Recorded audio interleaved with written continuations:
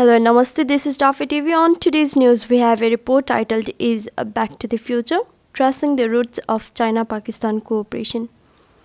While imagining China-Pakistan relationship, I cannot help but recall the 1985 Hollywood sci-fi film "Back to the Future," in which the protagonist's existence in the present and future was compromised. He was left with little choice but to make timely intervention by traveling through a time machine to fix the past and present, thereby securing his future. The China-Pakistan relationship is far from science fiction. To understand its future, one has to delve into its past. We find not just two nations cooperating with each other, but two civilizations that could not be what they are today had they not mutually informed and enriched one another. Today, many within these two civilizations are not aware of their mutually enriching relationships with each other. It is important that they understand this historical relationship in order to see the bright and mutually beneficial future relationships.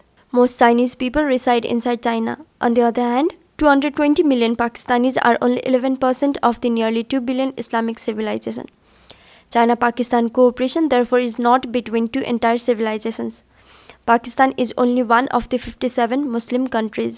Pakistan sees itself as a part of the larger Islamic civilization whose boundaries spill over beyond the 57 states into other very large minorities that reside under the civilizations such as inside the Russian Eastern Orthodox, Indian, African and Chinese civilizations, not to forget large numbers of Muslims living in the West. Hence, whereas Pakistan-China cooperation can be easily conceived of at a bilateral national level, it may require some intellectual effort to conceive of it on a civilizational level.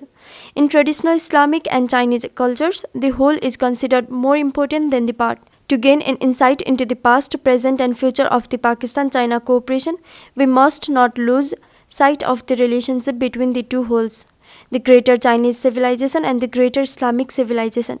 If we look at one entire whole and its relationship with only part of the other, it may do injustice to the vastness of its past and hence belittle its present. China and Pakistan are not only national neighbors but civilizational neighbors. Islamic and Chinese international relations are not guided by the maxim that there are no permanent friends and allies, only permanent interests. This maxim reflects a rather narrow and petty mentality of modern political thought, because it is based not on virtue but selfishness. As the Taoist classic Te Seng Induction chapter said, "See others' gain as your own gain. See others' loss as your own loss." The Confucian classic doctrine of the mean also says, "Conceal the faults of others and praise their good points." In light of our own beliefs, in Pakistan we aspire to be good neighbors to China. However, we feel that China has already performed the role of an excellent neighbor for us over decades and centuries as a nation and as a civilization. Compared to the Chinese civilization, Islamic civilization is very large in its geographical expanse. If we compare the western borders of the Muslim world with its eastern borders, we see a sharp contrast.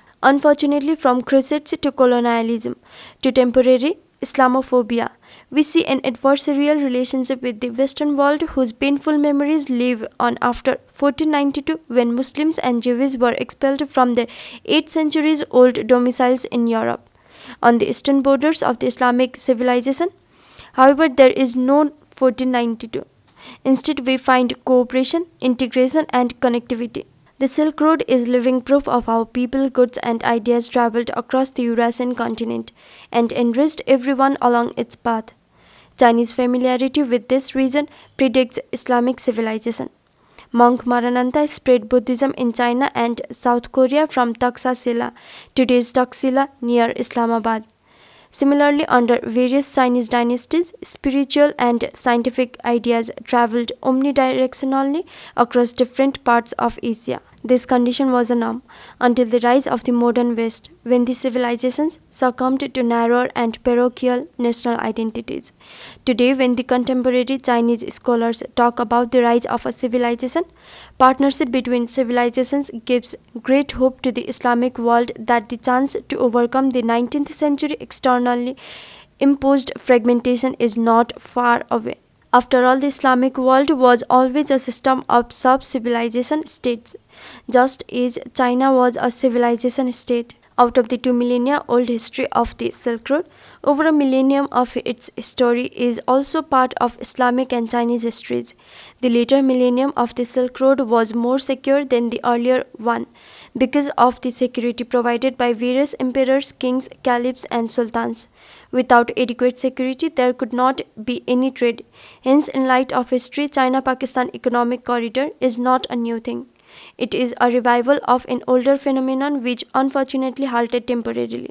However, there are still powerful forces that want to maintain the status quo in an attempt to hegemonize Asia. They spread the politics of fear and hate in the form of xenophobia, Russophobia, and Islamophobia. People of Pakistan, China, and Russia have little choice but to defeat and overcome these challenges by preserving their unity from the heart of Asia. The author is chairman of National Ramatul Lil Alamin Authority. Professor Akram is also visiting professor of religion and world politics in Southwestern University of Political Science and Law, Chongqing, China. With this, we are at the end of the report. Hope you liked the report. Thank you.